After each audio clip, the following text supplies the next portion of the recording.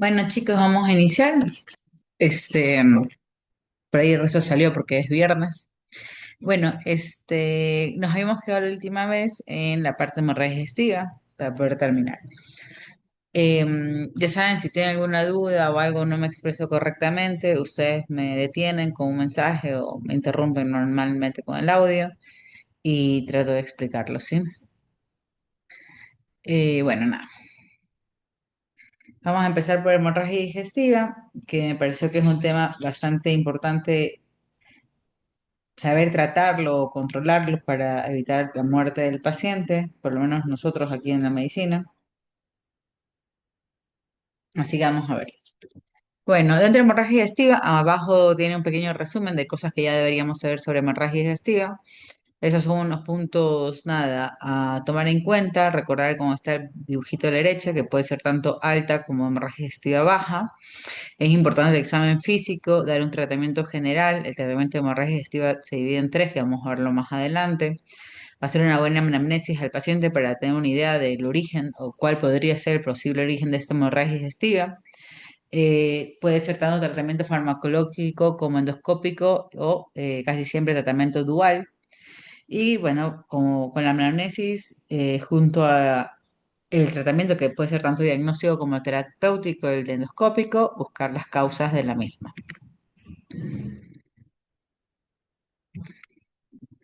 Bueno, la hemorragia digestiva alta, como saben, vimos anteriormente, hay alta y baja. La hemorragia digestiva alta es siempre una urgencia médica, es la más importante. O sea, no quiero despreciar la hemorragia digestiva baja, pero a veces las hemorragias digestivas bajas son crónicas, la mayoría de las veces, no digo que todas, ¿no? Son crónicas y aunque hay que tratarlas, no son casi siempre emergencias. Pueden llegar a ser emergencias, pero no siempre son emergencias. Mientras que las hemorragias digestivas altas casi siempre son urgencias o emergencias, por lo general, la mayor lugar de sangrado es el esófago y el estómago, pero abarca todo lo que va desde el esófago hasta el duodeno. Todo lo que decimos, "Shh, basta", todo lo que decimos que es por encima del ángulo de Trace, ¿sí? Eso se puede manifestar como hematemesis o melena. eh, Bien saben, hematemesis es el vómito de sangre, ¿sí? Y melena es la sangre ya digerida, ¿no? Melena son las heces oscuras que parecen alquitrán, con muy mal olor. Uno que huele una melena nunca más se la vuelve a olvidar, ¿sí? Que es por entonces cualquier sangrado por encima del ángulo de Trace y lo que tiene, lo que da el olor y la característica de la melena es la digestión de la sangre, por eso ese olor y esa característica, ¿no? Entonces decimos que es hemorragia digestiva alta porque pasó por todo el duodeno donde se digirió. Bueno, las causas más comunes suelen ser úlceras y varices. Hay muchas causas, pero las más comunes en hemorragia digestiva alta son estas dos. Acá hay un cuadrito a la derecha donde están las causas más comunes, no están todas, pero sí las más comunes. Más abajo puse varios cuadritos porque soy amante de los cuadritos. Está la úlcera péptica, la úlcera gasodenal, las varices esofágicas. Pues las varices esofágicas, como bien ustedes saben, puede ser por hipertensión portal, secundaria a una cirrosis o secundaria a otras patologías que pueden dar hipertensión portal. Mallory Weiss, esofagitis y tumores. Bueno, dentro de hemorragia digestiva baja, la hemorragia digestiva baja es un sangrado que se origina desde el intestino delgado hasta el recto ileano. Estamos hablando por debajo del ángulo de Trex, como pueden ver más abajo. Hablamos de yeyuno, ilion, colon, recto o ano. Bueno, esta suele ser roja, brillante, se llama rectorragia o hematoquesia, ¿sí? Y a veces cuando sigue siendo hemorragia digestiva baja, pero es por ahí justo después del ángulo de Trace a nivel de ayuno, puede llegar algo digerida y hacernos confundir, ¿sí? Y presentar una especie de melena o una melena. Bueno, entre sus causas más comunes están los divertículos, las angioplastías, las hemorroides son las más comunes, los pólipos y el cáncer, menos común pólipos y cáncer, pero igual se presentan como pólipos y cáncer. El diagnóstico, vamos a ver mucho menos hemorragia digestiva baja que alta, porque como dije anteriormente, la más importante casi siempre suele ser la alta. El diagnóstico y tratamiento se centran en la colonoscopia y, si es necesario, técnicas radiológicas como una angiografía, especialmente en pacientes inestables. Igual vamos a ver esto un poquito más adelante, porque eh, obviamente la colonoscopia no se hace en hemorragia digestiva alta. Pero la colonoscopia es muy importante en las hemorragias digestivas bajas porque podemos encontrar un cáncer, los pólipos sangrantes, divertículos u otras cosas, angioplastías. Entonces, angidisplasias, perdón, angidisplasias. Entonces, a través de la colonoscopia vamos a poder observar, diagnosticar, tratar y biopsiar, ¿sí? Todas las hemorragias digestivas bajas, al menos que sea por hemorroides, van a requerir colonoscopia, ¿no? En el caso que el paciente llegue con una hemorragia digestiva baja de gran tamaño que no cede, perdón, de gran cantidad y que no cede, van a tener que hacer una angiografía para hacer una embolización y detener el sangrado, ¿no? Van a hemodinamia, luego de la hemodinamia le hace una angio, diagnóstica terapéutica. En cuanto al sitio de sangrado, igual probablemente haya que hacer la colonoscopia en caso que se esté creyendo una malignidad o alguna otra cosa, y ve el sitio de sangrado. Yo no les puse ninguna fotito de angio. Ven el sitio de sangrado y lo detienen. Pero más adelante creo que sí puse una foto de Ángel. Bueno, a la derecha hay un cuadrito de las causas más comunes dentro de colon recto e intestino delgado. Dentro de colon recto, divertículos, angiodisplasias, pólipos tumores, enfermedad inflamatoria intestinal, patologías anorrectales. Y dentro del intestino delgado, angiodisplasias, tumores, enfermedad de Crohn y fístula aortoentérica. La fístula de la aorta entérica, bueno, es un gran sangrado, una fístula de la aorta al intestino y bueno, el sangrado es importante y muy peligroso y con alta mortalidad. Bueno, déjame hacer esto más grandecito. Ya. Bueno, estos otros dos cuadritos que no los voy a leer en su totalidad, pero están un poco más amplias las causas más digestiva alta y baja, incluyendo las causas altas y por edad, ¿no? Como saben, la hemorragia digestiva alta son más frecuentes y la hemorragia digestiva baja puede ser más en adultos, porque son enfermedades más de adultos, ¿no? Como colitis isquémica, angiodisplasias, diverticulosis, etcétera. Bueno, ese cuadrito son muy interesantes porque tengan todas las causas en el caso que tenga un paciente. A la derecha hay otras.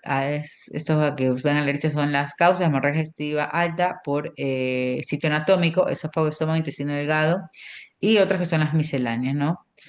Y arriba, donde dice hemorragia digestiva varicial, ahí les puse que la hemorragia digestiva varicial es dada por hipertensión portal, pero esa hipertensión portal puede ser en cirróticos y no cirróticos. En cirróticos, bueno, ya saben, la causa del alcohol, aumenta la presión portal, y en no cirróticos hay otras cosas como el síndrome de Budd-Chiari, que es que se tapa la vena hepática, perdón, la arteria hepática, y la obstrucción, y la otra causa es la obstrucción venosa portal extrahepática, ¿sí? Que son las dos causas de hipertensión portal no cirrótica. En el caso que tenga un paciente que presente hipertensión portal con varices esofágicas y un hígado sin patología cirrótica, bueno, hay que pensar estas otras dos causas. Bueno, un poquito más de esto.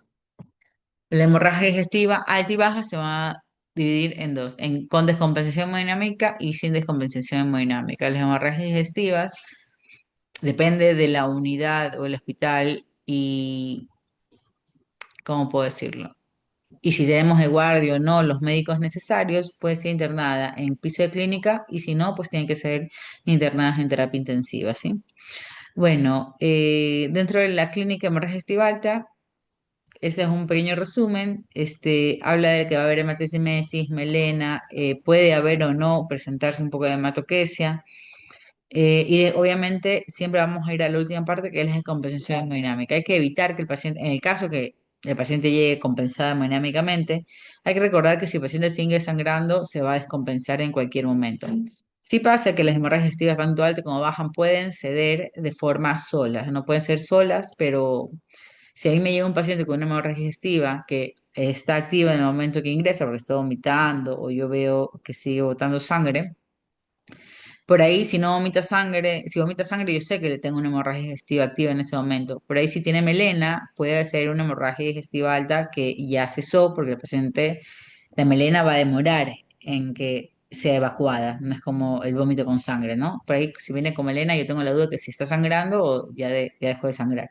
Pero ante la duda, tengo que asegurarme siempre que yo voy a tener todos los recursos necesarios para poder tratar a este paciente antes que se me complique más, ¿no?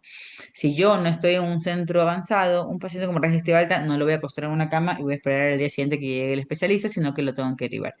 Y si estoy en un centro donde tengo de guardia, activa o pasiva, al médico que se va a encargar, el gastroenterólogo, bueno, nada, le voy contando al paciente para realizarle la endoscopía. Si bueno, ya vamos más adelante vamos a ver otras cositas para no abarcar toda esa diapositiva. Bueno, entro ahí a la derecha tengo un cuadrito que dice repercusión hemodinámica, ¿no? Más o menos la cantidad de sangrado puede ser leve, moderado, grave, masiva. ¿Qué signos clínicos me da un sangrado leve, moderado, grave o masivo? Leve ninguno, moderada puede haber una taquicardia, una presión sistólica elevada porque es una compensación. Tengo una sangrado moderada, primero voy a tener una compensación, ¿sí? El sistema simpático me va a crear una vasoconstricción porque porque mi sistema renina, angiotensina y aldosterona me está avisando que yo estoy perdiendo líquido a través, o sea, que yo no tengo suficiente volumen. Mis riñones captan que yo no tengo suficiente volumen, hay una vasoconstricción temporal en el tiempo, entonces me sube la presión arterial como un sistema de defensa, pero esto no va a durar. ¿Sí? Ahí está la cantidad de volumen a la derecha, pueden ver es 750 a 1200 a 1250 mililitros, es un montón de volemia frialdad y un estado de conciencia normal. Hay que siempre recordar que una de las últimas cosas que se van a perder dentro de los síntomas clínicos es la parte neurológica, ¿no? Tanto en infección como en hipovolemia, en cualquier tipo de shock realmente, cuando yo ya tengo alteración del estado mental, yo tengo que pensar que mi cuerpo está hecho para proteger corazón y cerebro. Por eso es que se me isquemian en frío o en hipovolemia, lo primero que voy a perder son hígado, riñón, vasos, piernas, menos frío, por ejemplo, piernas, pies, orejas, lo que sea. Pero lo último que yo debería perder es el corazón y el cerebro. ¡Shh! ¡Basta! El corazón y el cerebro. Entonces, cuando yo ya tengo, ¡basta! Yo ya tengo una alteración del estado de conciencia, quiere decir que ya estoy pasando algo grave, o sea, ya no hay una defensa o ya no hay suficiente suministro de oxígeno para los órganos que mi cuerpo primero trata de salvar, ¿no? Cuando grave, una mayor taquicardia, ya la presión arterial sistólica empieza a descender, ya no se puede mantener como respuesta simpática. Ya, obviamente, liguria, porque ya los riñones empiezan a fallar. Espérenme un ratito, ¿sí? Ya vengo.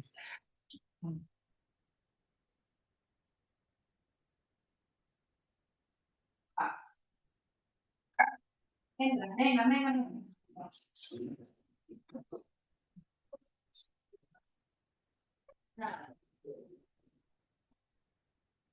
Ya, silencio. No te mucho gusto. Perdón, vieron un gato y se vuelven locos cuando ven un gato. Bueno, masiva es cuando tengo una taquicardia medio a 120, una presión menor de 80, sistólica menor de 80, o sea que mi media es menor a 65. Al decir que tengo una sistólica menor de 80 y una media menor a 65, quiere decir que yo no voy a tener perfusión y oxigenación en mis órganos. Vamos a empezar estamos en un estado de shock, vamos a empezar un estado de muerte de órganos y muerte celular. Bueno, frialdad, anuria, obviamente, y estupor. Si yo perdí 1750 mililitros, eh, nada, el paciente tiene una alta mortalidad, ya en grave tiene una alta mortalidad. Y una vez tuve un paciente, creo que era cirrótico, no me acuerdo, que tenía una hemorragia digestiva alta, llegó a la emergencia con hematemesis, una hematemesis masiva, también tenía melena, tenía ambas cosas. Y cuando llegó el paciente, o sea, era algo que yo nunca había visto, tenía una hemoglobina de 3. Una hemoglobina de 3, o sea que tenía un hematocrito de 9. Corrimos, se le puso, no me acuerdo si tenía grupo sanguíneo, no me acuerdo si tenía, pero bueno, si no le pusimos, le hemos haber puesto O negativo, que es donador universal, y llamamos de forma emergente, obviamente, a Veda. Nada, el paciente, lo que a mí me llama la atención es que dentro del examen físico que le hicimos en 3 segundos, el examen físico porque se estaba muriendo, teníamos que intubarlo. El paciente llegó bastante lúcido. Eso nos pareció en las preguntas que le hicimos rápido mientras alistábamos la intubación. Una intubación que le íbamos a hacer con poca sedación, porque si sedamos a ese paciente, la presión arterial que está en el piso se iba a ir al subsuelo, ¿no? Entonces, con poca sedación, lo intubamos y me preguntan, no sé si ustedes sepan, tenemos un paciente que no tiene, está hipotenso, sí, pero con noradrenalina mantenía una buena presión arterial Pero ¿por qué lo intubamos? Bueno, no era por la veda, obviamente, porque por la veda no es necesario intubar a un paciente, simplemente se lo seda ligeramente con propofol, pero era un paciente que, pese a que estaba despierto porque estaba con un golpe simpático que en cualquier momento se iba a ir. Un paciente que tenía 3 de hemoglobina, era un paciente que estaba en estado de shock, que no había forma de que, obviamente no se veía físicamente, lo vimos a través del laboratorio, que obviamente había un láctico elevado y tenía una muerte celular sumamente elevada. Ese paciente, se le hizo la veda, se detuvo el sangrado, pero un paciente que estaba en shock, o sea, a veces yo he tenido pacientes literalmente muertos con un laboratorio perfecto y pacientes vivos con que están muy bien con laboratorios espantosos. Entonces, ese paciente se hizo la veda, se detuvo el sangrado, obviamente se le pasó todo lo que existía en el banco de laboratorio, pero el paciente se murió. Pese a que se transfundió, se mejoraron el laboratorio un montón de cosas, el paciente murió porque la muerte celular que había causado esa hipoxemia secundaria, esa anemia que tenía el paciente, ya no tenía retorno. Hay un punto que cuando uno tiene un sangrado masivo hay un punto que se llama el punto de no retorno, ¿sí? Donde el delivery de oxígeno no complace, como quien dice, el consumo de oxígeno. Y en ese momento ya no hay isquemia, sino que ya hay necrosis y muerte celular. La isquemia a veces puede ser reversible, pero la necrosis y la muerte celular no. Y eso fue en todos los tejidos y en todos los órganos de su cuerpo. Pese a que estaba despierto y bastante orientado y todo, hubo muerte celular que le fue pasando factura al pasar las horas y el paciente terminó muerto. Entonces es muy importante que si yo tengo ya un sangrado leve, bueno, por ahí hasta que yo aliso todo me pasó a moderado, pero evitar a que avance porque mientras va avanzando va a llegar la hipoxemia, en el caso de que su paciente tenga hipoxemia y una anemia muy marcada, a un punto de no retorno, que por mucho que ustedes lo traten, no va a mejorar. Bueno, colocamos una nasogastriación hemostático rectal y sí, sí, chicos. O sea, todo depende, ¿no? Si el paciente está vomitando sangre, porque a veces te dice el paciente llega y te dice, no, doctora, yo vomité algo que parecía sangre o vomité sangre. Bueno, ahí tiene que poner la zona nasogástrica, hacer un lavadito gástrico, poner bolsa colectora y comprobar que sea realmente sangre lo que estaba vomitando el paciente. Porque a veces es vino, y se lo digo por experiencia. Me han llegado pacientes que dicen, estoy vomitando sangre, y es vino. En lugares donde se toma mucho vino. Acá no se toma mucho vino, se toma mucha cerveza.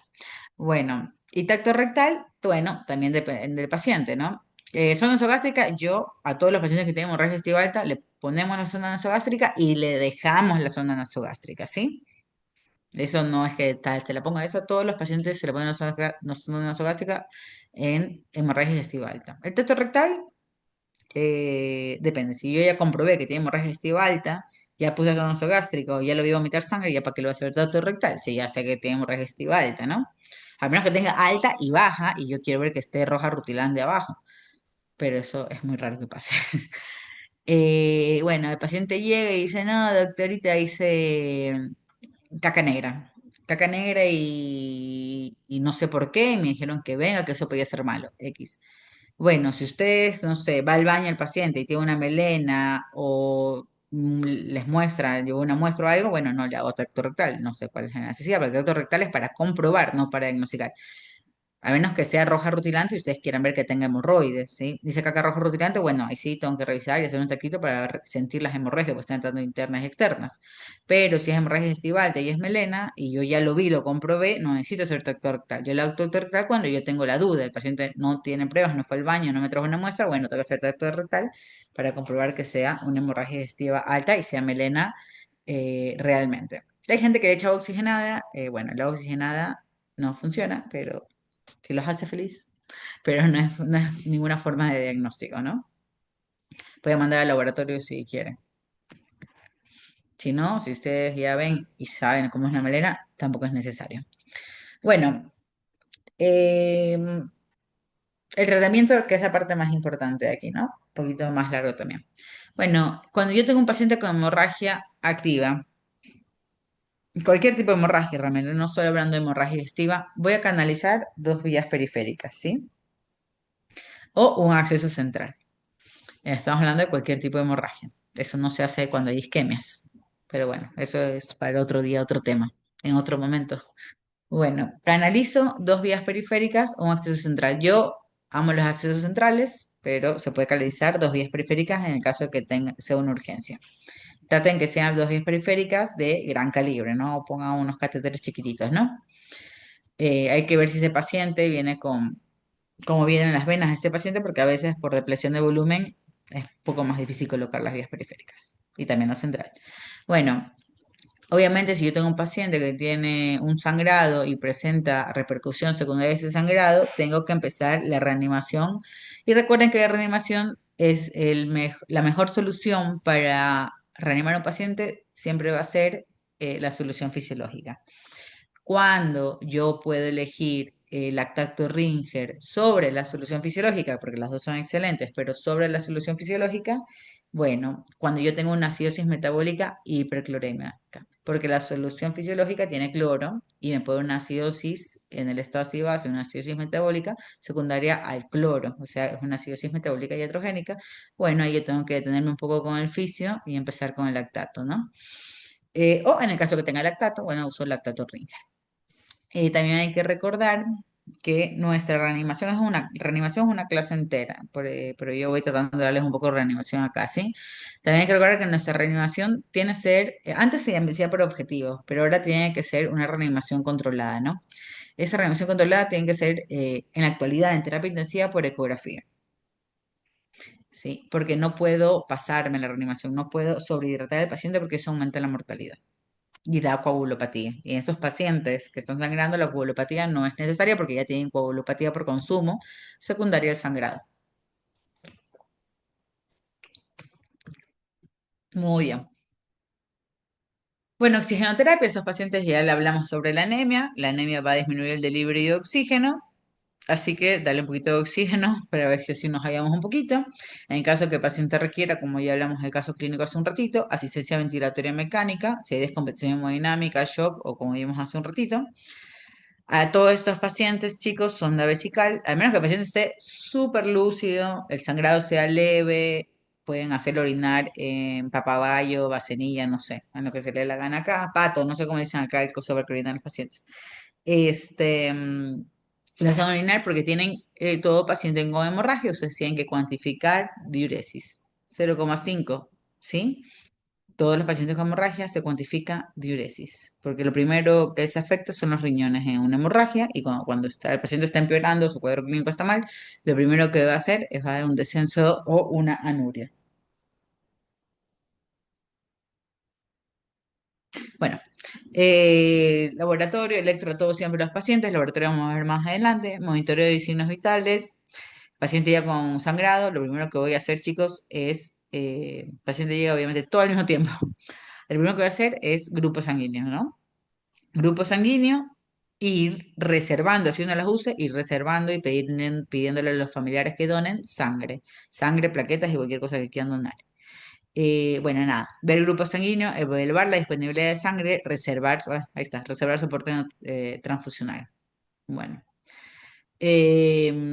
¿Cuándo yo tengo que transfundir un paciente? Bueno, cuando la hemoglobina está menor a 8. Si el paciente tiene cardiopatía isquémica menor a 8, yo ya debería transfundir porque la cardiopatía isquémica o cualquier problema cardíaco que tenga el paciente podría exacerbarse en ese momento, ¿no?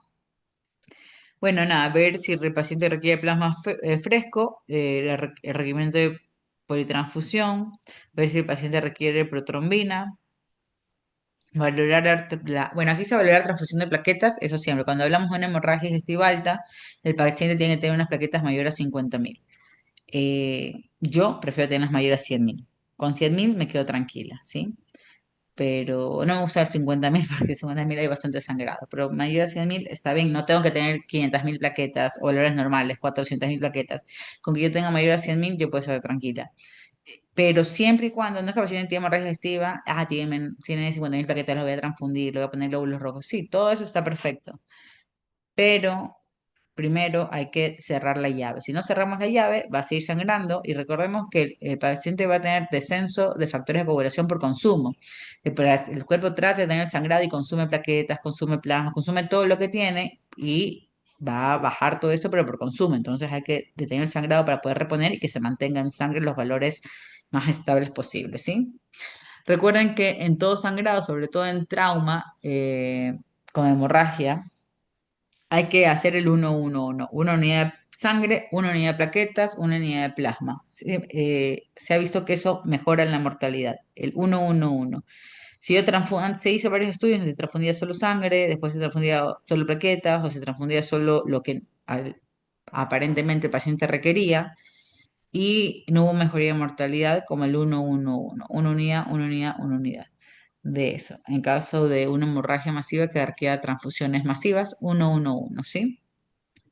Bueno, obviamente reposo digestivo porque está sangrando.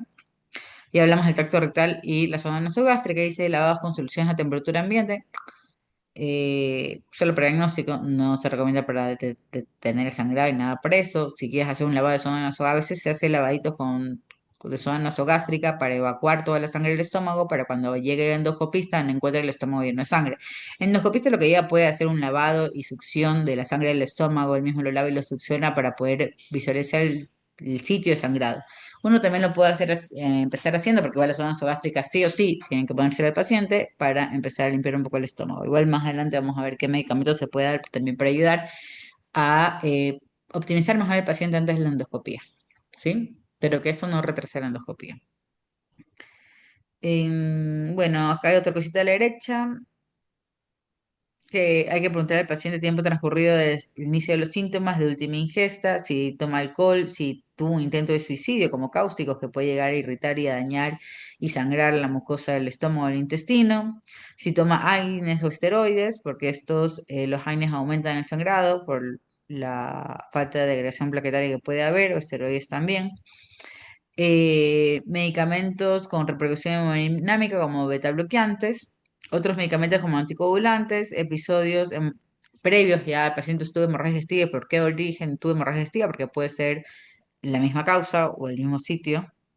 Antecedentes de hepatopatías o cardiopatía, insuficiencia renal, EPOC, diabetes y descartar que no sea una hemoptisis, o sea que la hemoptisis no sea por epistaxis. O sea, no sé, hemoptisis o epistaxis, perdón. ¿Por qué? Porque hay veces que el sangrado viene en la nariz y va por la parte posterior de la faringe al estómago y después el paciente vomita esta sangre. No sale por la parte anterior de la nariz, ¿sí? A veces sí sale, a veces no sale, a veces el sangrado va por la parte posterior, llena un poco el estómago de sangre y vomitas y uno cree que es hematemesis, pero no es hematemesis. Realmente es hemoptisis o epistaxis, y o sea que tienen que ver el otorrino y no el gastro. Y bueno, alimentos como dijimos hace un rato, ¿no? Bueno, esto es, ¿qué puse el título acá? No puse el título muy bien. Bueno, vamos a hablar de los inhibidores de bomba de protones. Bueno, ustedes conocen el inhibidor de bomba de protones más usado, creo que en el mundo, no estoy segura, la verdad. Creo que el pantoprazol también es bien usado, ¿no? Pero vamos a hablar del omeprazol, que es lo que más se usa en nuestro medio, ¿sí? Bueno, el omeprazol cuando usamos, bueno, cuando la hemorragia digestiva es de origen ulceroso, este omeprazol va a disminuir también se lo usa a veces en origen varicial, porque llega el paciente y tú dices, bueno, voy a esperar endoscopista, sí, chévere. Pero uno inicia el tratamiento porque no sabes hasta que tenga la máquina lista, bla, bla, bla. Entonces uno inicia la infusión de inhibidor de protones, que en este caso sería el omeprazol, ¿sí? Cuando habla ahí de un pH mayor a 6, obviamente habla de pH gástrico, ¿no? El neuroma de protones es prendoscópico y tiene una evidencia controversial, pero ha mejorado la mortalidad, así que se lo usa, ¿sí? Y la verdad es que muchos pacientes sí responden y a veces hasta cesan con el omeprazol. De hecho, muchos cesan con el omeprazol. Bueno, se da un bolo 80 miligramos y después se deja 8 miligramos hora durante 72 horas. Si no hay resangrado en las primeras 24 horas, se puede rotar a 40 miligramos día, ¿sí? Si no hay endovenoso, se puede dar biorales a dosis. Yo recomiendo que sea endovenoso, ¿sí? Sea lo que sea, tratar de conseguir endovenoso. Bueno, y obviamente el paciente después del alta continúa con dosis en casa. Igual eso ya consulta externa, gastroenterólogo, ¿no? Bueno, la antagonista H2, ¿cuál es? La ranitidina. Bueno, no se usa. No se usa por lo menos para hemorragia digestiva alta. Va a haber un bloqueo parcial de las secreciones ácidas del estómago, porque ustedes saben que tiene una función muy parecida al omeprazol. Reducción moderada de la mortalidad. Bueno, eso dice reducción moderada de la mortalidad. La nueva evidencia dice que no reduce en absoluto la mortalidad, que no hubo un cambio en la mortalidad, así que no, y no se recomienda. Bueno, continuamos. Un ratito. A ver. Ya, vamos a la hora de la somatostatina o loctrótide. ¿Qué es el loctrótide? Bueno, nada, el loctrótide es un análogo sintético de la somatostatina. Bueno, tienen estas dos dentro de lo que es hemorragia digestiva alta, tienen la capacidad de medir la presión portal y el flujo sanguíneo de los vasos colaterales que existen en la cirrosis hepática. Porque el loctrótide también se puede usar para otras cosas como los tumores a nivel cerebral, ¿no? Como el que te llama gigantismo o acromegalia, ¿no? Pero aquí en hemorragia digestiva alta tienen esta otra función, ¿sí?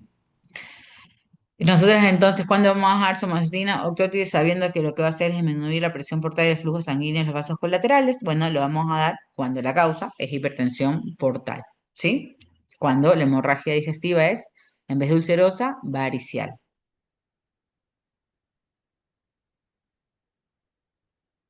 De ahí, acá, este cuadrito acá arriba a la derecha, bueno, la endoscopía temprana tiene que ser realizada entre las primeras 24 horas, se asocia a mejoría de resultados y no hay diferencia significativa en el resangrado. La endoscopía, la veda temprana, dentro de las primeras 24 horas, la verdad, es lo mejor que se puede hacer del paciente. Si el paciente, a lo que dice sin diferencia significativa del sangrado, quiere decir que si va el endoscopista a hacer endoscopía,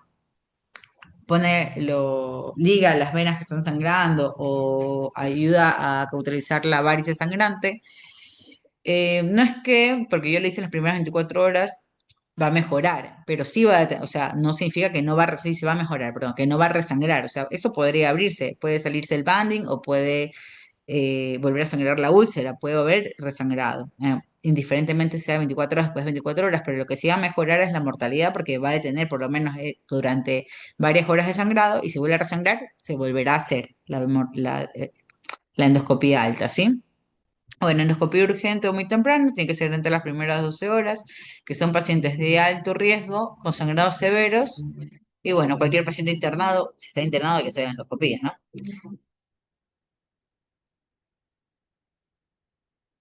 Bueno, más abajo dice en rojo, la endoscopía dentro de las primeras dentro de las primeras 2 horas no está recomendada. Bueno, todo depende del paciente, chicos. Si el paciente llega chocado, o tiene antecedentes, está chocado, tiene antecedentes de haber tenido una úlcera, o tiene antecedentes de tener varices esofágicas, bueno, nada, o se me muere o donde la endoscopía. A lo que acá se refiere es que si yo tengo un paciente con hemorragia digestiva alta y está sangrando, pero por ahí es leve, lo mejor es preparar al paciente para poder hacer endoscopia, sea de lavado, ponerle la sonda, estabilizarlo. O sea, si yo tengo el tiempo y el paciente para poder esperar 2 horas, yo espero las 2 horas. No hay ningún problema. Lo pongo, estabilizo, lo lavo, le pongo la ranitidina, Reliberan para mejorar el vaciamiento gástrico, para hacer una buena endoscopia y tenga mejor eficacia. Si tengo las 2 horas, pero a veces no tenemos esas 2 horas, a veces todo es urgente, ¿no? Bueno, esos cuadritos los puse porque me parecieron muy bonitos. Los encontré en internet. Y la verdad es que es un resumen hermoso. Vamos a leerlo rápido porque si no se nos va a pasar mucho tiempo. Bueno, la hemorragia digestiva, tenemos la úlcera péptica. La primera causa es úlcera péptica, que es mucho más frecuente de un duodeno. Y la úlcera péptica sangrante es mucho gástrica, es mucho más, o sea, la que sangra es mucho más frecuente gástrica, mientras que la úlcera péptica no tan sangrante es mucho más frecuente en duodeno. Así es. Bueno, la segunda causa son las varices esofágicas. las varices esofágicas se forman con una presión mayor a 10 milímetros de mercurio, mientras que sangran con una presión mayor a 12 milímetros de mercurio. Recuerda que las varices esofágicas, porque yo le pongo las sondas nasogástricas, no las voy a romper con las sondas nasogástricas, porque las varices esofágicas se rompen de adentro hacia afuera. Por aumento de la presión, se rompen de adentro hacia afuera, no de afuera hacia adentro. Bueno, otras causas ya los vimos, Mallory Weiss, Dilauf y cáncer gástrico. Bueno, por definición está la hemorragia digestiva alta, que es un sangrado por encima del ángulo de Trace. Bueno, nada, ese es más, un poco más de anatomía. Por clínica, podemos mostrar la hemorragia digestiva alta, melena y hematemesis. El diagnóstico es endoscópico. Ahí está. El diagnóstico es clínico más endoscópico en cuanto a la hemorragia digestiva alta. Más abajito van a ver Quadriformes, que vamos a ver más adelante, que es la clasificación de la hemorragia digestiva en cuanto a cuánto sangrado vamos a ver cuando realizamos la endoscopía, la vamos a ver más adelante. Esto obviamente es transfundir en el caso que el paciente requiera. Si el paciente es un paciente que no tiene cardiopatía, se lo transfunde con menos de 7 hemoglobina y si es cardiópata con menos de 9 hemoglobina, ¿sí? Infusión continua en bolos de omeprazol, ¿sí? Que son, como vimos, un bolo de 80 miligramos, después 8 miligramos hora o 40 miligramos hora cada 12 horas, que es lo que vimos anteriormente, ¿sí? Por 72 horas y posteriormente se pasa a vía oral y ese vía oral tiene que quedarse por 8 a 12 semanas y se puede hacer una endoscopía control, ¿sí? A la derecha está el otro cuadrito. Ahí vimos ya en caso de que el paciente esté sangrando, hasta ya pusimos omeprazol. Si la causa de sangrado son varices esofágicas, lo podemos dejar con octreotide, que es el análogo de la somatostatina que ya vimos. O también podemos dejarlo con terlipresina, que tiene una función muy parecida o casi idéntica, ¿sí? Si vemos en la veda el sangrado, obviamente hacemos ligadura de las varices, ponemos las banding. Y al lado hay una notita que dice si está estable o si el paciente está sangrando, ¿sí? En el caso que el paciente con varices esofágicas, no hablamos de úlcera gástrica, hablamos de varices esofágicas, no mejore, le pongo los banding y siga sangrando o le pongo los banding y se salen, ustedes ponen los banding en las venas estas inflamadas, en las varices, o a veces están llenos de varices eh, le hago el banding, le pongo el octreotide y el paciente no responde con la función continua de octreotide y realizamos el banding, tenemos que poner un balón que se llama balón Stice-Tekken. Bueno, algo les voy a decir. Entonces tenemos que recordar que entre las dos causas más frecuentes son la úlcera y las varices esofágicas. La úlcera, ¿cómo la tratamos? Con bomba de omeprazol y hacemos la endoscopía para cauterizar la úlcera sangrante. Y las varices esofágicas, ¿cómo las tratamos? Con crótide o terlipresina y hacemos las endoscopías para hacer las bandas gástricas, poner las bandas a las varices, ¿sí?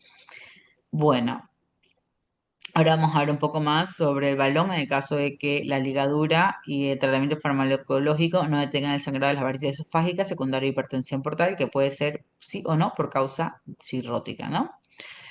Bueno, acá abajo, en cuanto a tratamiento profiláctico, si el paciente sangró por varices esofágicas, dejo unos beta bloqueantes que me van a mejorar el cuadro clínico del paciente por varices esofágicas. Puedo dar propanolol, atenolol, carvedilol en causa de estos pacientes por varices esofágicas. Si mi paciente es cirrótico y está sangrando, chicos, a todo paciente cirrótico con hemorragia digestiva alta se le cubre con ciprofloxacina.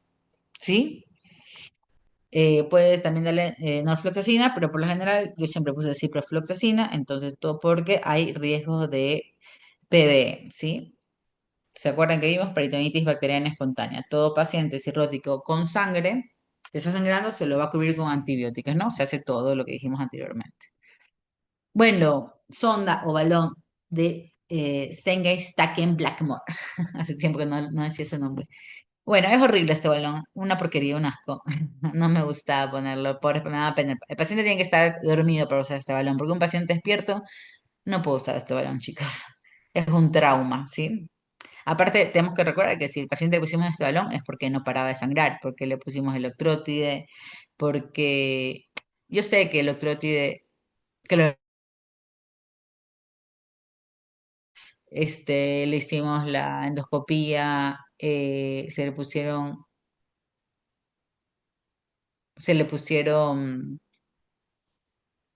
las bandas y no paró de sangrar. Bueno, chicos, es un paciente que sangra y no me queda otra opción. Le puse este balón. Bueno, el balón es muy bonito, lo ven ahí, pero realmente es súper traumático. Eh, Ahí dice, vemos, en el punto número 1 vemos el puerto del balón gástrico, ¿sí? Eso es para inflar el balón gástrico. En el punto número 2 vemos el puerto de aspiración gástrica. Por ahí ponemos una jeringa, podemos hacer lavado gástrico o retirar la sangre que encontramos en el estómago posteriormente a haber puesto el balón, o por lo menos la sonda. El punto número 3 es el puerto del balón esofágico. Ahí llenamos con aire el balón esofágico. El puerto número 4 es el puerto de aspiración esofágica. Si queremos aspirar el esófago o hacer un lavadito, lo hacemos por ahí. Ya más adelante vamos a ver cómo. El punto número 5 es el balón gástrico. El punto número 6 es el balón esofágico. Ahí está, en las dos se puede ver claramente. El 7 es la apertura de aspiraciones gástricas. O sea, es el lugar donde va a haber las fenestras, donde vamos a poder lavar, donde va a entrar el agua y va a salir la sangre. El 8 apertura de las aspiraciones esofágicas. Y bueno, nada, el otro son las marcas. Las 9 son las marcas longitudinales de los centímetros para poder ingresar el balón. Bueno, bueno, como vemos en el dibujito ahí a la derecha, nada, se lo coloca como una sonda nasogástrica, como cualquier sonda nasogástrica normal. Nada, le ponen lidocaína, colocan el balón, ¿sí? Ustedes ven que la sonda nasogástrica ustedes la miden antes de colocarla, ¿no? Hace una medición de la nariz hasta el estómago, de la nariz a la oreja y de la oreja hacia el estómago. A ver, acá tengo el mouse. Yo estaba señalándoles con el dedo. Mido de aquí a acá la sonda y de aquí a acá y veo más o menos cuánto yo tengo que introducir de la sonda. Bueno, aproximadamente 50 centímetros casi siempre, pero depende. Si su paciente es alto o no es alto, es pequeño, esto va a variar, ¿no? Entonces, la introduzco y lo primero que hago es inflar el balón gástrico y meto y inflo el balón gástrico aproximadamente con 250 cc de aire, eh, clampeo para que no se salga el aire porque estamos llenando de aire obviamente y jalo. Al jalar el balón, en el momento que me hace un tope, yo me detengo y ahí termino de inflar el balón gástrico en caso de que no haya terminado de inflar y ahí cuando me hace el tope inflo el balón esofágico porque ahí yo sé que la porción que yo necesito que esté en el esófago va a estar en el esófago, ¿sí? No es que inflo primero uno antes que el otro, ¿no? Tengo que estar segura que está en la posición que necesito. Y bueno, aquí puedo hacer, como ven acá, el lavado, meto agua o simplemente la aspiración y acá también, ¿ven? Que tienen que hacerse un par de veces porque en caso de que me parezca a mí que hay sangre. Bueno, ¿qué es esto? Bueno, inflar el balón esofágico. Ahí dice aproximadamente con qué presiones yo tengo que inflar estos balones. Son 40 milímetros de mercurio. Yo tengo que tener un manómetro para poder medir la presión. Bueno, no en todos los lugares hay un manómetro, si lo tengo chévere para saber que tengo la presión correcta en los balones. Y si no, bueno, nada, al ojo, ¿sí? La persona está sangrando y se me puede morir.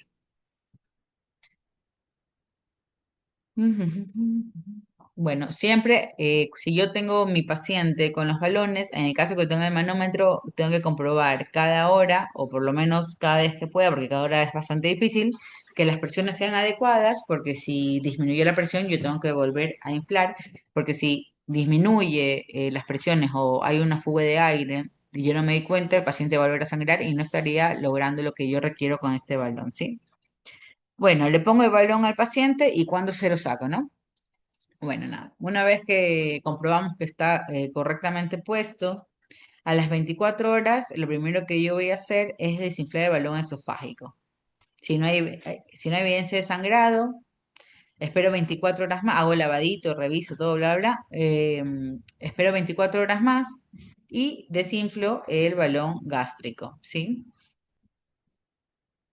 Dejo la sonda, al desinflar el balón esofágico y gástrico, dejo 24 horas más, no voy a sacar la sonda nasogástrica, porque tengo que dejarle puesta la parte que cumple la función sonda nasogástrica, porque tengo que estar segura que no hay más sangrado. Entonces espero 3 días antes de sacar totalmente en el caso de que no muestre sangrado. Debemos recordar que esto es un balón que va a estar presionando con gran fuerza las paredes del estómago y el esófago. Entonces, al presionar con gran fuerza las paredes del estómago o el esófago, sobre todo el esófago, puedo crear, si lo dejo mucho tiempo o con mucha presión, una necrosis, ¿sí? Por falta de perfusión, debido a la compresión continua que voy a tener en esa área. Así que tengo que tener mucho cuidado con no dañar el esófago, ¿sí? Bueno, y ese es el balón, ¿ven? El balón, obviamente, si yo lo dejo al aire, o sea, si no le coloco un peso para mantenerlo en el sitio que yo no necesite, eh, nada, se puede ir para acá abajo, se puede descender y no es que siempre va a descender, puede que no descienda porque igual está inflado el esófago, pero puede desacomodarse. Entonces, este balón se lo deja con un peso, ¿sí? Es sumamente incómodo. A veces los pacientes, si está con sangrado masivo que no se tuvo, lo más probable es que esté intubado, ¿sí? Y sedado. Sedado sí, sí, pero intubado a veces me he visto pacientes despiertos con eso y me parece totalmente traumático. Bueno, las complicaciones, la broncoaspiración, la asfixia por desplazamiento del balón. Si el balón se desplaza, por ejemplo, por eso es que no desinflo primero el del estómago, porque si yo desinflo primero el estómago, el balón va a ascender, ¿sí? Y me va a tapar la vía aérea y el paciente se me puede morir. Ruptura del esófago por la presión excesiva, por eso es importante tener un manómetro. Yo he visto que hacen manómetros también manuales en las terapias intensivas. Erosión de la unión gasoesofágica por la presión prolongada excesiva y necrosis de la nariz. También puede haber necrosis o daño del tejido del esófago, ¿sí? Bueno, vamos a hablar un poco de la veda. Bueno, como dije, para hacer la veda correctamente, si se puede y el paciente lo permite, el cuadro clínico lo permite, hay que preparar al paciente correctamente. Hay que preparar al paciente correctamente, ¿sí? Yo le puedo dar eritromicina o metoclopramida que van a promover la contractibilidad del estómago y favorecer su vaciamiento, aparte del lavadito que se le puede hacer para mejorar también esa parte. Así cuando llega el médico a hacer la veda, va a encontrar el estómago más vacío y va a ser mucho más fácil realizarlo, ¿sí?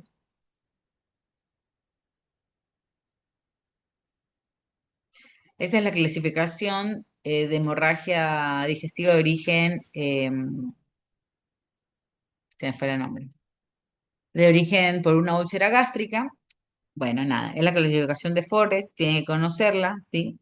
La 1A es la más importante, es una hemorragia a chorro. La 1B es un sangrado en sábana o también conocido como sangrado en napa. La 2A es una lesión de un vaso que protuye y sangra. Ya cuando vemos la 2B ya está el coágulo ahí adherido, ¿sí? Entonces la 2B por lo general ya está, es un paciente que sangró pero dejó de sangrar, por ahí el paciente que presenta melena y ya no va a presentar hemorragia digestiva alta como hematemesis. Nada, la C es un paciente que ya la capa de fibrina está puesta ahí. Y la Forrest T, bueno, está limpio, ya es un paciente que sangró y hace tiempo, ¿no? Es nada, las tres cuadros son Forrest, pero se los pongo ahí para que los tenga porque son los tres que más me gustaron. Nada, esto es un resumen de todo lo que vimos. Le puse el cuadro como para que se puedan guiar en cuanto a hemorragia digestiva alta y saber qué hacer. Y este cuadro acá a la derecha es las dosis de los tratamientos que acabamos de ver, ¿no? Omeprazol fue el que vimos porque además se usa, pero tienen que ser omeprazol. Ranitidina, recuerden que no está aquí, pero ranitidina no se usa en hemorragia digestiva alta, no mejora absolutamente nada. Esto sí se puede dar el sucralfato, misoprostol yo nunca he dado, pero el sucralfato sí se ha dado. Somatostatina y octreotide, como ya vimos, y en caso que necesite como prokinéticos, la domperidona también se puede dar, o lo que ya vimos hace un rato, que es la eritromicina y la metoclopramida. Bueno, ¿qué pasa si hago la endoscopía y mi paciente no mejora? Bueno, si hago la endoscopía y mi paciente no mejora, sobre todo cuando es úlcera gástrica, que eso sí, bueno, no, perdón. Primero vamos a hablar de la arteriografía. Mi paciente no mejora y yo puedo hacer una arteriografía para detener el sangrado. Va a a hemodinamia, hago la arteriografía porque mi tratamiento endoscópico no mejoró, mi paciente sigue sangrando, tiene un sangrado alto, así sea bajo o alto, y ya bueno, nada, toca hacer la arteriografía para embolizar el vaso culpable o los vasos culpables y detener el sangrado, ¿sí? Nada. En caso de que yo no tenga arteriografía o no pueda resolverse por arteriografía, por ahí es una sola úlcera sangrante en el estómago, es muy fácil, es muy difícil tener a veces arteriografía de guardia, nada, va a cirugía y se va a tener que hacer la gastroctomía parcial del área por el área de la úlcera que está sangrando y detener el sangrado.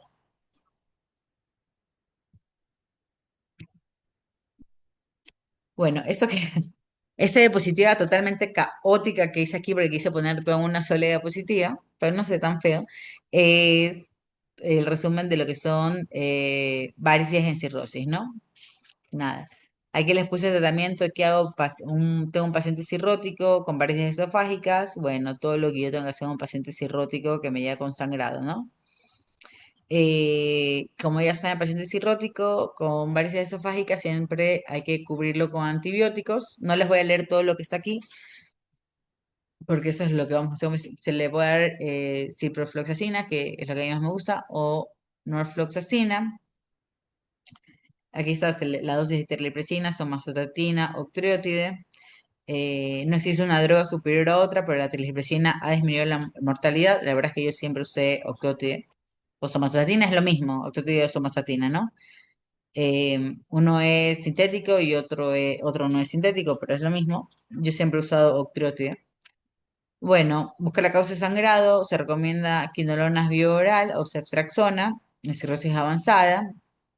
Nada, puse todo lo que encontré, bueno, soy la positiva para resumirla. Bueno, y eso, nada. Recordar que si es un cirrótico, va a ser mucho más difícil eh, parar el sangrado, ¿no? Pero se recomienda usar protrombóticos.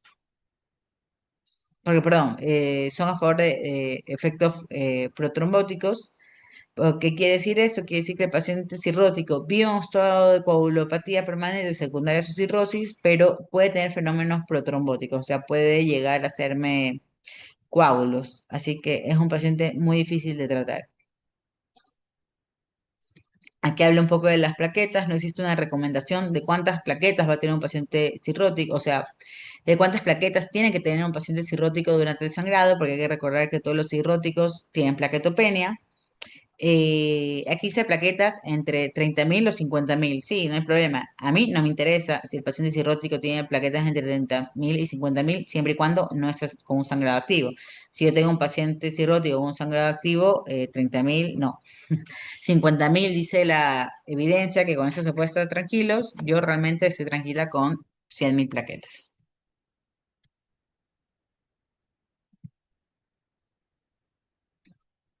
Bueno, nada, esa es la medida de rescate, es el balón que ya vimos. Este es otro balón, se llama Lipton Niklas. Este balón es muy parecido al de acá. Es muy parecido al de acá, así que no hay mucha diferencia y se usa de la misma forma. Yo he usado, sí, balón de Zinc Stecken, pero nunca he usado el de acá. Pero es parecida, es bastante parecida. Bueno, entre hemorragia digestiva baja es un poco más corto. Esas son las causas que también vimos anteriormente. eh, Son de mucho más bajo riesgo que la hemorragia digestiva alta, no todas, obviamente. Recuerden que tengo una hemorragia digestiva baja que me está llevando o no se detiene o me lleva a una descompensación hemodinámica. Voy a hacer la colonoscopia y una arteriografía para detener el sangrado. En el caso que la endoscopia y la arteriografía no funcione, bueno, nada, toca ir a cirugía, abrirlo, buscar el sitio de sangrado y hacer resección de todo lo que haya que resecar. Es bastante parecido a hemorragia digestiva alta. Bueno, vamos a una pequeña pausa y se me salió esto. Y continuamos con isquemia mesentérica.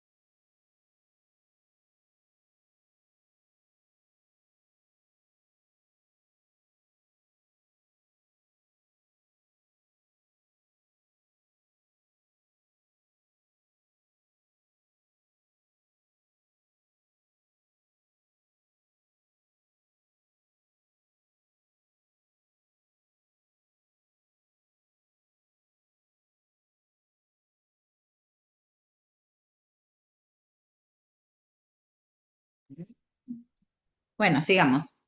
Bueno, hablemos de isquemia mesentérica, ¿sí? La isquemia mesentérica es la reducción grave del flujo sanguíneo al intestino debido a una obstrucción o estrechamiento de las arterias mesentéricas. Va a haber dolor abdominal intenso, potencialmente va a haber una necrosis intestinal que tiene una alta mortalidad y también morbilidad en caso de que no se muera el paciente. Es una urgencia o una emergencia médica. Puede ser agudo o crónica. Se diagnostica sobre todo por angiotomografía y es muy difícil de diagnosticar, ¿sí? Por el cuadro clínico. Y su tratamiento varía, puede ser una angioplastía, por una cirugía para restauración del flujo o una resección del tejido muerto.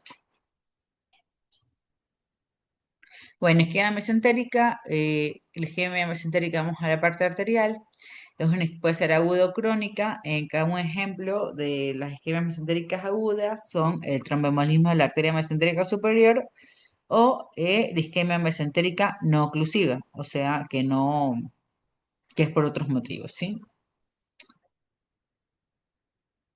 Bueno, por ejemplo, aquí lo vamos a ver, sobre todo en esta imagen, que es la que mejor se ve, que hay una obstrucción de la arteria mesentérica superior y no va a haber flujo. Bueno, la isquemia mesentérica tiene una baja incidencia y es de difícil diagnóstico. Eh, en ese estudio que vamos a ver acá, habla sobre todos los casos que hubo y cuántos casos tuvieron diagnóstico y cuántos casos fueron diagnósticos post-mortem, ¿sí? Y se vio que una gran cantidad de casos el diagnóstico de isquemia mesentérica es post-mortem.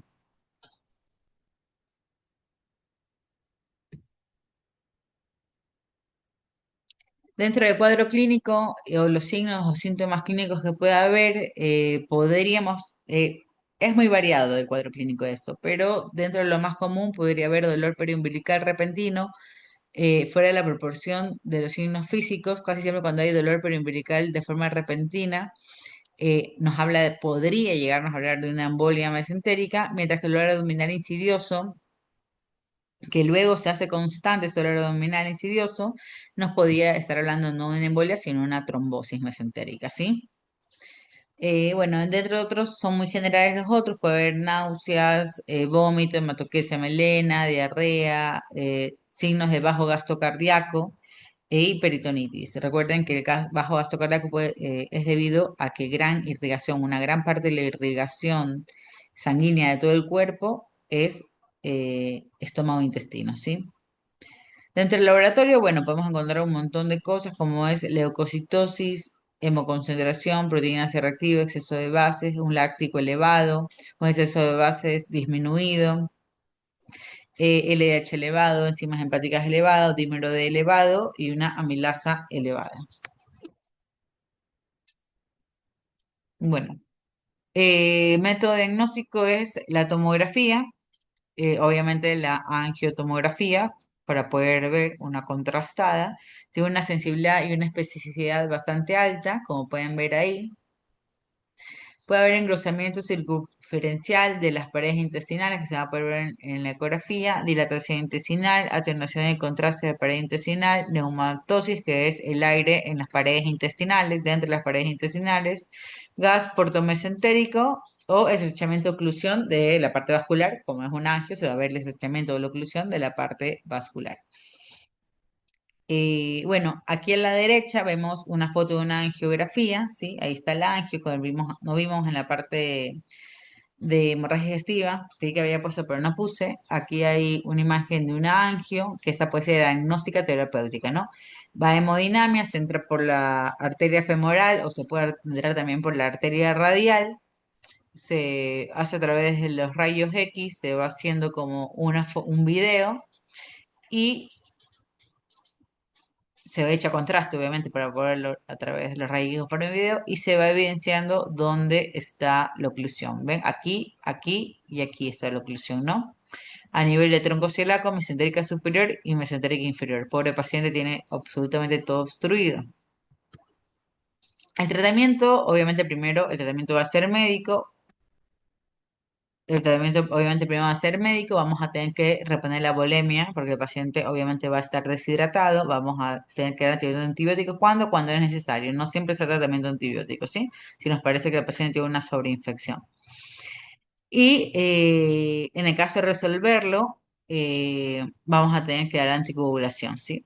El tratamiento puede ser quirúrgico, se puede hacer una enterectomía en el caso de que haya una necrosis, una isquemia en la pared, una embolectomía, un bypass arterial, si está obstruido podemos crear un bypass arterial y como vimos anteriormente, a través de la angiografía podemos dar un tratamiento local endovascular, ¿sí? Colocando un stent o haciendo una embolectomía o una trombolisis. La trombolisis puede ser local. O sea que a nivel local, cuando estamos haciendo la angiografía, colocamos eh, lo que vamos a usar por lo general en la sección donde está tapado, ¿sí? Bueno, aquí hay otro cuadro en forma de resumen que habla de la oclusión de la arteria mesentérica superior. Esta puede estar acompañada o no de peritonitis. En el caso de que no esté acompañada de peritonitis, tenemos que saber que esa oclusión de la arteria mesentérica superior puede ser una embolia o una trombosis. En el caso de que sea una trombosis, se puede colocar un stent para poder mejorar la perfusión de ese vaso, ¿no? Si está totalmente ocluido, abrirlo y si está parcialmente ocluido, mejorar la perfusión de ese vaso.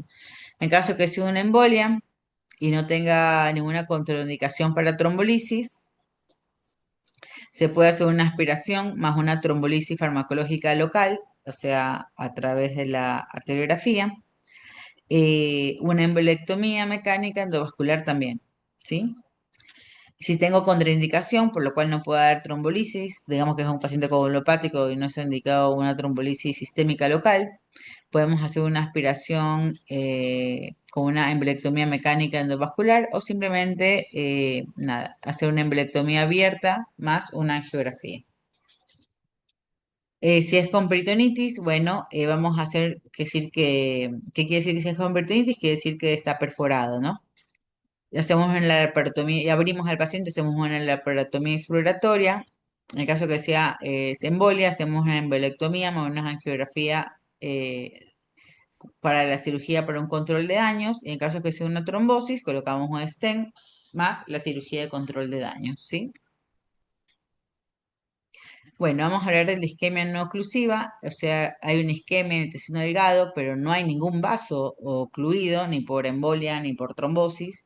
Entonces, ¿qué puede ser? Puede ser por una hipoperfusión, en caso de que el paciente esté deshidratado, tenga una deshidratación por otro motivo severa, por un shock hipovolémico, por un shock distributivo, ¿sí? ¿Qué vamos a ver? A lo que abrimos, vamos a ver en la imagen, por ejemplo, aquí está un intestino realmente bien, vital, funcional, sin ninguna lesión. Lo único que se alcanza a ver, si tienen buen ojo, hay un poquito de petequias en el intestino, que eso puede llegarme a mostrar que hubo una isquemia, pero fue transitoria, no llegó a necrosis, solo fue isquemia, fue transitoria, después hubo una reperfusión normal porque por ahí fue por una hiperfusión por cualquier otro motivo y el intestino no llegó a lesionarse, ¿sí? La isquemia mesentérica sin evidencia de oclusión tromboembólica de las arterias mesentéricas, eso es lo que es una isquemia no oclusiva. Puede posarse en el 20% de los casos de una isquemia mesentérica aguda y los factores de riesgo es un paciente con bajo gasto cardíaco por una cardiopatía, como ya dijimos, un shock distributivo que es la sepsis, una por nutrición enteral, ¿qué quiere decir por nutrición enteral? Quiere decir que yo tengo un paciente que está chocado con requerimiento de noradrenalina y yo tiene un requerimiento, por ejemplo, mayor a 0,4 gamas y yo le doy, está sedado, dormido, intubado y yo empiezo nutrición. Cuando yo empiezo nutrición en un paciente que no tiene buen flujo sanguíneo, ¿sí? O requiere mucha noradrenalina porque tiene mala perfusión, a lo que yo nutro en mi paciente come, el alimento pasa al intestino y obviamente el consumo de oxígeno en un intestino que tiene que alimentarse, o sea, un intestino que está trabajando es mucho mayor y yo tengo un paciente que estoy con adrenalina, con mala perfusión, donde, donde la entrega de oxígeno no es suficiente a los tejidos y yo al alimentar al paciente aumento el consumo de oxígeno a nivel intestinal, que en el nivel intestinal tiene un gran consumo de oxígeno y esto me puede llegar a una hipoperfusión, ¿sí? Creo que sí me expliqué, ¿no? Bueno, shock, la hemodiálisis y algunos fármacos puede llevarme a esto, ¿sí? Ya.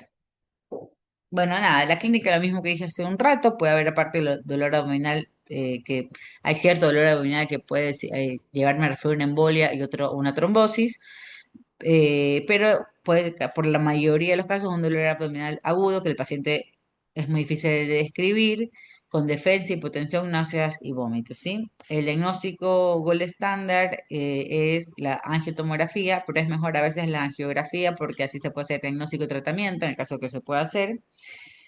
Y bueno, nada, nada, eso es más de lo que ya vimos, ¿sí? Ya. Vamos a ver un poco de trombosis venosa mesentérica, es el que ya vimos la arterial, la venosa es el 15% de los casos, de isquemia mesentérica es un cuadro clínico subagudo, es mucho más agudo la arterial obviamente, eso es un poco más leve y lento. Y el infarto, a diferencia de la arteria que puede llegar a tomar una gran área del intestino delgado, este involucra un segmento limitado y bien demarcado, ¿sí? Obviamente, una trombosis venosa mesentérica, eh, como el flujo mesentérico, perdón, como el flujo venoso es mucho más amplio, el área no es mucho tan amplia como la arteria. La arteria, una arteria irriga un montón de área, mientras que las venas tienen un montón de venas para más pequeñas áreas, ¿sí? Es de mejor pronóstico y bueno, el dolor abdominal. El problema es que es más difícil el diagnóstico porque el dolor abdominal es difuso, insidioso y a veces se puede confundir con muchos otros cuadros gastrointestinales. Ese es el problema. A veces la mortalidad de la trombosis venosa mesentérica es alta por el difícil diagnóstico, más que algún tratamiento no sea efectivo, ¿sí? Bueno, nada, ahí hablar de las causas, puede ser directas, congestión local o trombofilia. Entre las directas está el trauma abdominal, los posquirúrgicos como la esplenectomía, inflamación intraabdominal como la pancreatitis, que puede haber una isquemia mesentérica de origen venoso, peritonitis, colecciones intraabdominales. Dentro de la congestión local está la hipertensión, insuficiencia cardíaca, el hiperestrenismo, obesidad de embarazo, hipertensión intraabdominal. Todo eso puede disminuir mi flujo venoso mesentérico. Bueno, y las trombofilias que son las trombosis esenciales, anticonceptivos orales, infección por citomegalovirus, lupus eritematoso sistémico, síndrome de SAF y neoplasias. SAF es síndrome antifosfolipídico, ¿no? Bueno, el tratamiento es bastante diferente de la trombosis mesentérica de origen arterial, porque ya vimos que el origen arterial es sí o sí un tratamiento más agresivo, hay que hacer la angiografía o la cirugía y poner antitrombóticos a nivel local. Del tratamiento de la trombosis venosa mesentérica está la anticoagulación con heparina no fraccionada, puede ser terapéutico endovascular o puede ser la laparotomía en caso de que, bueno, ya el diagnóstico es tarde y tengo que hacer alguna resección, ¿sí? Bueno, dentro de la anticoagulación con heparina no fraccionada es la primer pilar del tratamiento. En el caso de que este no resulte, porque no siempre resulta, bueno, nada, no me va a tocar hacer un tratamiento endovascular, o sea, hacer una angiografía como dijimos anteriormente. Y si no resulta, bueno, voy a tener que ir al siguiente paso, que es la laparotomía, ¿no? Ya, ¿por qué yo prefiero la heparina no fraccionada a la heparina de bajo peso molecular? ¿Cuál es la heparina no fraccionada? Creo que lo vimos en una clase anterior, ¿no? La heparina no fraccionada es la enoxaparina. A diferencia de la heparina de bajo peso molecular, que es la heparina sódica común, que hay que darla por infusión continua, es la reversión de la misma. Si yo heparina no fraccionada, que es la enoxaparina, ¿cuál es mi antídoto? Bueno, es la protamina, ¿no? Entonces si se me pasó, el paciente empezó a sangrar porque por A o B, C de motivo, la dosis es excesiva, yo le pongo protamina, se corrige y resuelto el problema, ¿no? Y puedo volver a iniciar la anticoagulación ajustando la dosis que sea necesaria o puedo pasar al siguiente escalón de la terapéutica de esta patología, que es el tratamiento endovascular.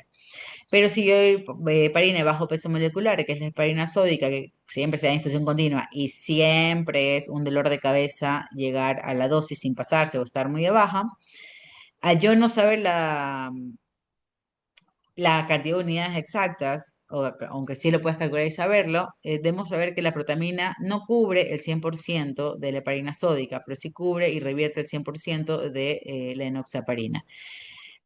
solo va a revertir un 50% de la heparina sódica y bueno, y mi paciente va a sangrar, ¿no? Voy a tener que usar otro tipo de tratamiento en este paciente. Bueno, una vez que yo traté al paciente, entró en hemodinamia y fue tratado, el paciente sale de hemodinamia o de una vez que ya di la anticoagulación y el paciente mejoró, yo tengo que dejar al paciente anticoagulado, ¿sí? Venga en el posquirúrgico inmediato de la protomía, venga el posquirúrgico inmediato de la angiografía, yo tengo que dejarlo anticoagulado porque el riesgo de que vuelva a aparecer alguna trombosis en otro lugar o se vuelva a trombosis en el mismo lugar es elevado. Bueno, vamos a hablar de otro cuadro clínico con alta mortalidad y bastante común, sobre todo en las salas de terapia intensiva, que es el Clostridium difficile.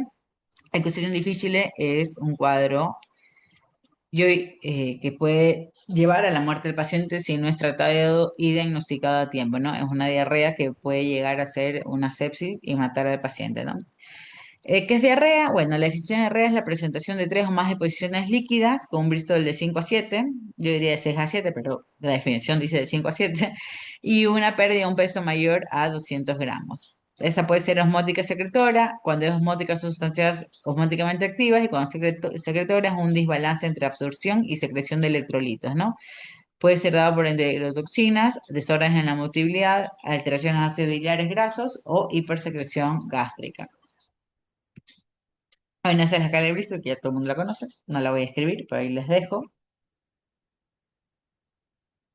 Bueno, siempre hay que recordar que para yo poder diagnosticar una diarrea por Clostridium difficile, primero tengo que descartar otras cosas. Igual, como ven ahí, hay cosas muy banales de causas de diarrea como intolerancia. Obviamente, si yo tengo un paciente en terapia intensiva que empieza con diarrea, por ahí no voy a pensar intolerancia, sino que tengo que pensar directamente en clostridium difficile. El paciente con diarrea con clostridium difficile tiene mucha diarrea, chicos. No es que hace una diarrea y después de 4 o 5 horas hace otra. Tiene diarrea. Si ustedes tienen un paciente en terapia intensiva en una sala de emergencia o una sala clínica, se pueden morir esos pacientes que empiezan con diarrea. Mi recomendación es que agarren una muestra, tomen cultivos de sangre y empiecen el tratamiento de forma empírica. En caso que sea fin de semana, no tengan laboratorio, no tengan que consultar, bueno, nada, inicien tratamiento de forma empírica que no se va a morir por el tratamiento, porque sí se les puede morir por Clostridium difficile, ¿sí? No es que todos los pacientes van a tener, pero pueden llegar a presentar. Es una bacteria altamente contagiosa, ¿sí? Puede estar en la superficie de la cama, si uno toca a otro paciente, se puede contagiar, ¿sí? Son pacientes que deberían estar aislados. Bueno, la diarrea por Clostridium difficile es una infección mediada por dos toxinas. Va a haber disrupción del tejido, va a haber injuria, va a haber destrucción del citoesqueleto, del enterocito. Y posterior, ahí vemos acá la foto, y posterior va a haber una pseudomembrana, una respuesta inflamatoria inducida por toxinas. Bueno, va a haber una alteración por la toxina y una alteración de la respuesta inmune, va a haber un desbalance en la microbiota intestinal, alteración importante en el metabolismo de ácidos biliares, hay que darse también por tratamiento antibiótico, ¿no? Y lo que quiero decir aquí es que todos estos pacientes que tienen diarrea por eclosión difícil, por lo general están con tratamiento antibiótico previo. Tratamiento antibiótico previo va a traer un cambio en la composición de los ácidos biliares a nivel fecal y esto va a permitir la infección por Clostridium difficile, que esas infecciones son siempre intrahospitalarias, ¿sí? Es importante guiar el tratamiento para que el paciente no se muera y es altamente contagioso, así que evitar la transmisión porque casi siempre los pacientes que están internados están bajo tratamiento antibiótico que va a alterar, con lo que dijimos anteriormente, el metabolismo de los ácidos biliares. Es subdiagnosticada y puede haber un diagnóstico erróneo, ¿sí? ¿Qué nos va a traer? Puede traer una colitis fulminante, vamos a tener que manejarla, pero puede llevarnos una colitis fulminante con un shock, un ilio, un megacolon, ¿sí? Con una mortalidad del 50%. Y hay que evitar la recurrencia porque puede mostrar recurrencia, ¿sí?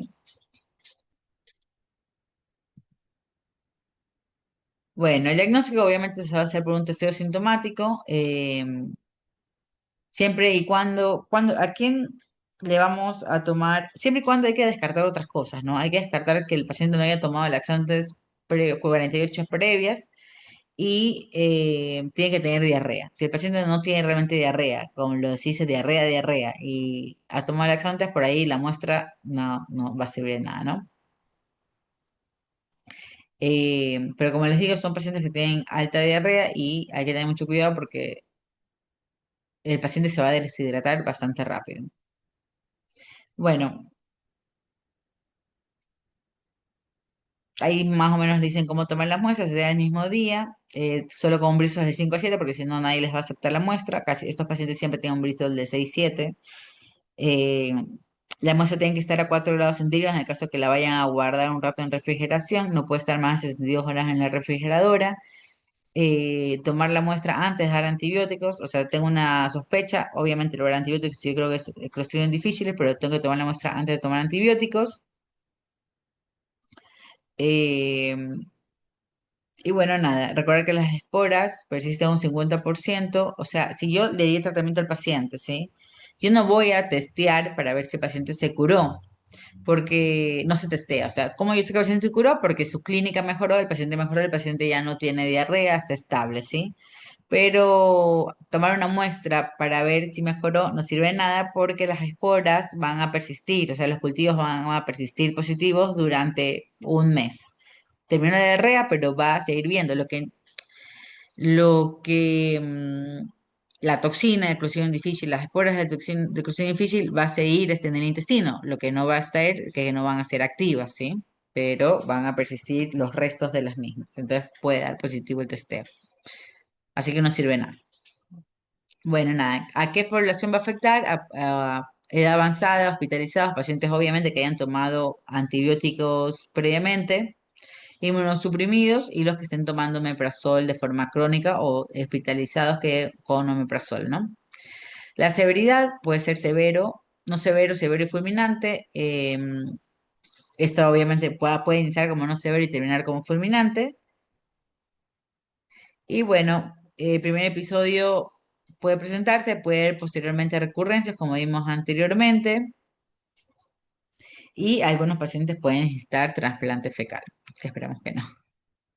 Bueno, ¿en qué se basa el tratamiento? Se basa en vancomicina y fidaxomicina, siendo la vancomicina oral el tratamiento de elección, pero para casos graves y recurrentes, perdón, siendo la vancomicina oral el tratamiento de elección para casos graves y recurrentes, mientras que el metronidazol se usa para casos leves y moderados. Hay pacientes que hay que darle vancomicina más metronidazol y a veces hay que dar vancomicina endovenosa, ¿sí? Porque a veces en los casos severos hay que juntar banco con metro y dando banco endovenoso y bioral. A veces se da endovenoso y bioral. Bueno, las infecciones recurrentes pueden usar esquemas pulsados de vancomicina o rifaximina. Y en los casos refractarios se puede dar un trasplante de microbiota fecal que suele ser muy efectivo. Ese es un cuadro de tratamiento de cómo se puede darle de moderado. Podemos dar omeprazol 500 miligramos bioral cada 8 horas de 10 a 14 días. Otra alternativa es la vancomicina 125 miligramos bioral cada 6 horas de 10 a 14 días o la fidaxomicina. En los casos graves, vancomicina, ¿sí? Ya no solamente metronidazol, sino con vancomicina como primera opción. Y si no, se va vancomicina a dosis más altas, 500 miligramos bioral cada 6 horas por 10 a 14 días. Eh, grave complicado, pues como dijimos anteriormente, en la cuadrita de arriba voy a dar vancomicina más metronidazol. Ambos, vancomicina bioral, metronidazol puede ser endovenoso. eh, durante 10 a 14 días.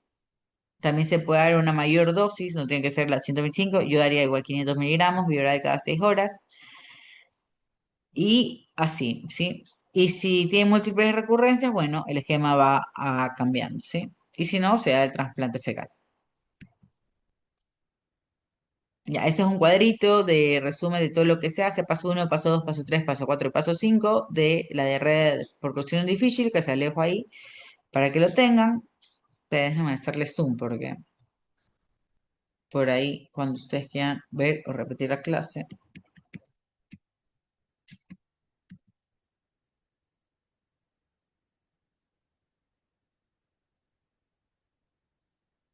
la tengan más grande. Bueno, ahí está.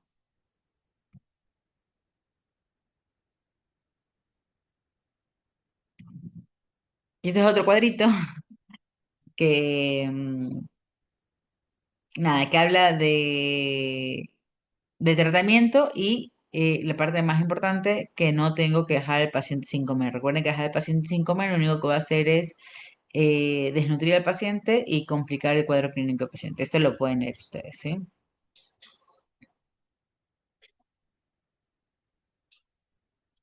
Bueno, nada, eso es lo que dije anteriormente. En el caso de que en su hospital o en el área donde ustedes trabajan hay exclusión difícil, tratarlo, ¿sí? Si bajo la duda, pueden empezar a tratarlo, tratar de agarrar obviamente las muestras antes y iniciar tratamiento antibiótico de forma empírica. Bueno,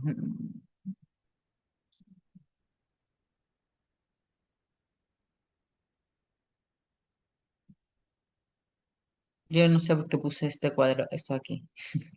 Sigamos. Bueno, otro cuadro importante que dentro del quirófano son las úlceras pépticas perforadas. Ya vimos en hemorragia estival, vimos las úlceras eh, y vimos cómo tratar una úlcera sangrante, pero no vimos cómo tratar una úlcera perforada, ¿no? Es una erosión del recipiente del estómago o en la primera parte del intestino. Se va a clasificar de acuerdo a la localización en tipo 1, 2, 3 y 4, como ven ahí en imagen, están en las fotitos, ahí ven que hay un tipo 1 cerca del duodeno, curvatura menor, la tipo 3, 2 a 3 centímetros del píloro, y la 4 en la curvatura menor cerca del esófago. Bueno, y la etiología más comunes son obviamente el Helicobacter pylori. Hay que tratar, diagnosticar y tomar el tratamiento de Helicobacter pylori, recordando que el diagnóstico eficaz de Helicobacter pylori antes y después y ver que desapareció después del tratamiento va a ser en heces, no en sangre. Otros agentes exógenos como los AINES, aspirina, alcohol, tabaquismo u otros, cualquier enfermedad como un gastrinoma que va a dar aumento de la secreción gástrica, disminución de la producción de moco o síndrome de Solinger-Elisa, bueno, siendo redundantes. Signos y síntomas, bueno, nada, dolor en epigastro, sensación de plenitud, pirosis, reflujo, fiebre, náuseas, vómito, pérdida de peso, cosas que nos pueden dar cualquier úlcera. El diagnóstico va a ser a través de una veda. Bueno, chicos, una radiografía contrastada por varios no lo haría, yo la verdad es que se hace una veda, ¿sí? Las técnicas quirúrgicas más utilizadas es una sutura simple colocando algunos puntos, separándolo a través de aperturas reforzadas de epiplón, que se llama epiploplastia. Y la gastrostomía se la puede realizar con una sonda Foley o una duodenectomía con tubo T con grueso calibre, ¿sí? Bueno, otro cuadro muy importante de emergencia, bueno, es la apendicitis, nada, eso todo el mundo lo sabe. La apendicitis es una inflamación del apéndice. Obviamente saben que el apéndice es una porción de intestino que se va a ubicar a nivel del ciego, que durante los primeros años de nuestra vida tiene una función de generar células linfoides, pero posteriormente van pasando los años y ya no se utiliza el apéndice, ¿sí? Que es la apendicitis, va a haber una inflamación que por lo general se va a llenar de heces fecales, se va a inflamar y posteriormente de inflamarse se puede romper y eso lo que va a hacer es liberar bacterias y contenido no estéril a una cavidad estéril que es la cavidad peritoneal, ¿sí? Esto va a traer una infección y va a necesitar un tratamiento quirúrgico de forma a veces inmediata y a veces inmediata, ¿sí? Bueno, en la imagen podemos ver una apendicectomía que consiste en hacer una incisión en la fosa ilíaca derecha o una laparotomía en caso que no sea una incisión o sea, no quiera hacer una cirugía a cielo abierto, según la gravedad del paciente. Si hay que hacer lavado y drenaje de cavidad, que también se lo puede hacer a través de la laparotomía realmente. Y se retira el apéndice y obviamente se tiene que limpiar el peritoneo o el área infectada. Bueno, esto es una emergencia quirúrgica que no es abdominal, pero igual se las puse. que habla del taponamiento cardíaco. El taponamiento cardíaco se define como la compresión del corazón, resultado de acumulación de líquido en el espacio pericárdico y puede producir eh, un trastorno hemodinámico, ¿sí? Va a ser como un TEP, como un TEP, o como un tromboembolismo pulmonar, ¿no? Produce una alteración del llenado de las cavidades durante la diástole, o sea que va a haber tanta presión en la parte externa del corazón, secundario al llenado del espacio pericárdico, que durante la diástole, que es el momento en que se llenan las cavidades para poder mandar sangre al resto del cuerpo, no lo va a poder hacer adecuadamente por la presión externa que va a haber en el mismo, y esto va a llevar a una disminución del gasto cardíaco, una caída de la presión arterial y un shock cardiogénico, ¿sí? Puede ser agudo en el caso que tengamos un hemopericardio por una causa de arma blanca, causa de fuego o un trauma cerrado de abdomen, o crónico en el caso de que sea una infección, que ese crónico poco a poco va a llevar al mismo cuadro agudo, ¿sí? Dentro del diagnóstico vamos a ver infiltración yugular, disminución de los ruidos cardíacos, hipotensión, taquicardia, pulso paradójico, disnea, signo de Kussmaul y dolor torácico. Y lo que hay que hacer es una extracción de líquido, ¿no? Para poder, eso se le llama pericardiocentesis. Hay tres métodos: la pericardiocentesis por esternotomía, obviamente eso tiene que ser el cirujano torácico. La la pericardiocentesis parietal a través de una trocotomía intercostal izquierda, también tiene que hacer el cirujano torácico, y la pericardiostomía subsifoidea, que eso lo puede hacer el cardiólogo o cualquier médico de emergencia o médico especialista o cirujano en trauma, ¿no? Nada, esa es una imagen de lo que pasa en el corazón, ¿sí?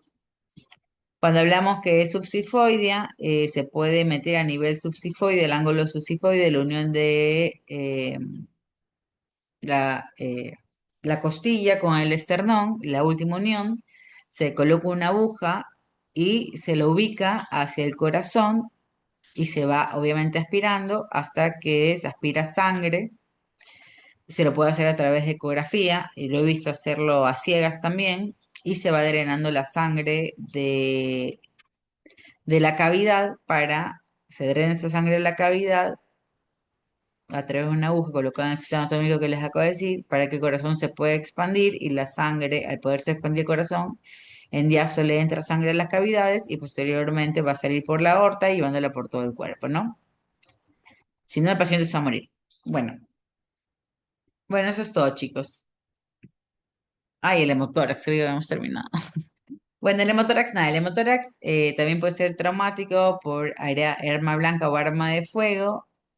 Es sangre en la cavidad pleural, ¿no? Esa sangre en la cavidad pleural también me puede llevar a un shock, puede ser un shock hipovolémico, em, pero al no poder expandir correctamente mi pulmón, eso también va a tener otro tipo de consecuencias, ¿no? Lo que se puede hacer es que en el quinto espacio intercostal, línea anterior axilar, siempre recuerden cuando van a hacer la punción para hemo o neumotórax, aquí estamos hablando de hemotórax, aquí se hace en el quinto espacio, no se hace igual que en neumotórax, en el quinto espacio intercostal, línea axilar anterior, siempre en el borde superior de la costilla. Nunca hagan la punción para drenaje, lo hagan por aguja o vayan a poner un catéter, ¿no?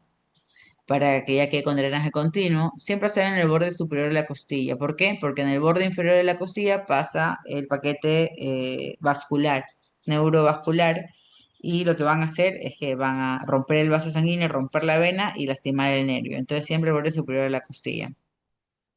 ¿Sí? Si yo tengo un neumotórax, ese neumotórax puede hacer lo mismo, puede hacerme un shock, pero obviamente ya estamos hablando de aire, no de sangre. El shock no siempre es hipovolémico, ese shock puede ser como tener exactamente lo mismo que acá, un taponamiento cardíaco, o puede simularme un TEP, el paciente no puede respirar, no puede respirar, se pone hipotenso, el neumotórax hace tanta presión, aquí está lleno de aire, sobre el corazón que no permite que el corazón expulse la sangre de la aorta al resto del cuerpo y eso me puede llevar a un shock. Entonces, ¿qué voy a hacer si yo tengo aire en el pulmón? Bueno, nada, meto una agujita pero esa agujita tiene que tener agua, porque si no voy a meter aire. Una agujita con agua en el segundo paso intercostal, línea media clavicular, borde superior de la costilla y evacúe el aire, ¿sí? Bueno, chicos, eso es todo. Bueno, lo de tórax era un extra nada más.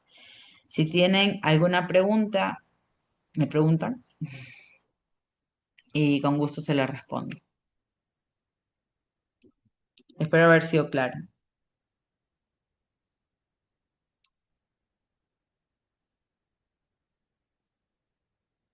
Bueno, chicos, nos vemos la próxima semana para continuar con las clases.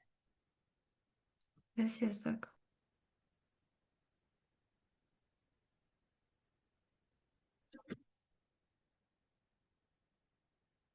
Ni sé cómo se